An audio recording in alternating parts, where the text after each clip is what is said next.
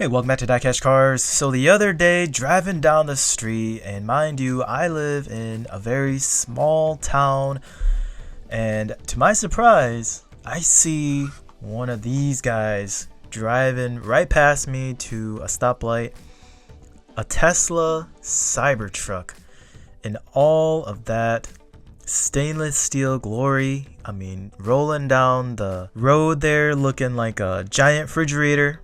But, to my surprise, in person, it actually looks kind of good. I'm not gonna lie. I think with the big beefy tires and, obviously it looks so futuristic. It's just something so different than what we've ever seen on the road before.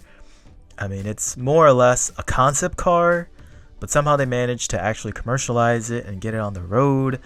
The real Tesla Cybertruck actually went for pre-order a couple years ago.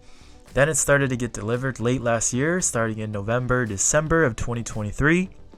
And now, spring of 2024, that is when we are now starting to see them on the road. And as they get more buzz in the Hot Wheels world, in the 164 game, they are definitely picking up a lot of traction and trending, even in mainline format. Just like this one I have here, factory sealed from 2021. This I actually had stashed away. I didn't even have it displayed or anything. I had to dig a little bit to find this piece. But right now on the secondary market, this mainline first edition is going for about $15 to $20. Factory seal, you could probably imagine a couple of dollars more, maybe 25, maybe 30 for a very enthusiastic collector and buyer. But nonetheless, this car is just buzzing right now. And I personally think that you have to see the car in real life to really appreciate this Hot Wheels. Like, for example, like I was describing, I didn't even realize I had this car until I saw it in real life. And it made me run through all of my cases to dig it out and find it. But now that I look at this casting from a Hot Wheels standpoint, again, unofficially a Zamac, but it is nonetheless a Zamac body.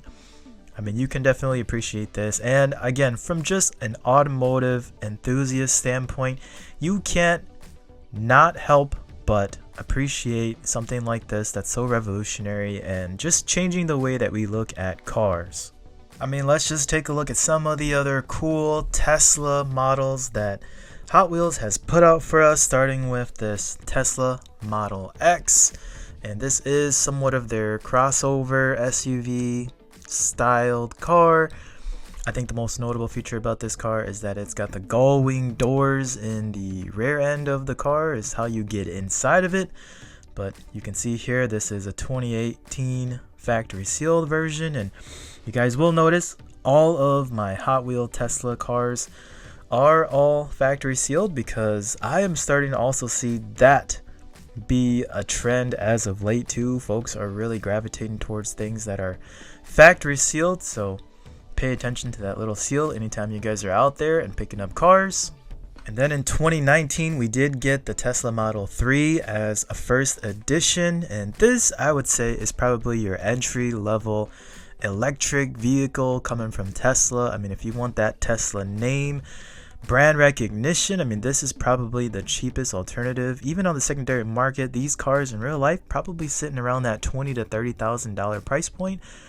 So you guys have heard me say it before, but I feel like this is the current generation's Honda Civic, because back in the 90s, the early 2000s, everybody wanted a Civic, and it has risen to become such a classic car in real life and a very sought after 164 Hot Wheel. Maybe in another 20-30 years, the Tesla Model 3 will have the same appeal as Civic, EG, and EKs do today. And who could forget the Tesla Roadster with Starman? Hot Wheels nod to Elon Musk and Tesla for having launched the first car into space. So this has a little bit of a historical background as well too, on top of just being a really cool casting. You can see it's got an astronaut there just sitting in the driver's side there. But I always thought this was a cool release, and I'm happy to have this one again in a factory sealed version. And crossing over to Matchbox, who did release this Tesla semi-truck along with the latest generation of the Tesla Roadster. I don't believe these have gone into full production just yet, but again, it just goes to show that Tesla is always looking to innovate and bring us really cool cars in real life, in which we can appreciate them even more in 1/64 scale. I mean, Tesla overall as a brand, I mean, that is their mission statement, is to basically just revolutionize the automotive industry, and they did just that. Not with just their regular roadsters and 4-doors and 2-doors, but nope, they had to go and make a truck, and the fastest truck on the road, I might add. 0 to 60 in about 2 seconds, and the whole entire car is just purposely engineered from an aerodynamic standpoint to save gas and drive fast. It's considered a truck, guys, but in all honesty, no one is ever gonna use this truck for the all-out purposes of hauling anything. I would like to say that the Tesla Cybertruck is more of a status car. You might be throwing your groceries or maybe a few pieces of lumber in the back, but you're never going to use it to do all-out pickup truck work.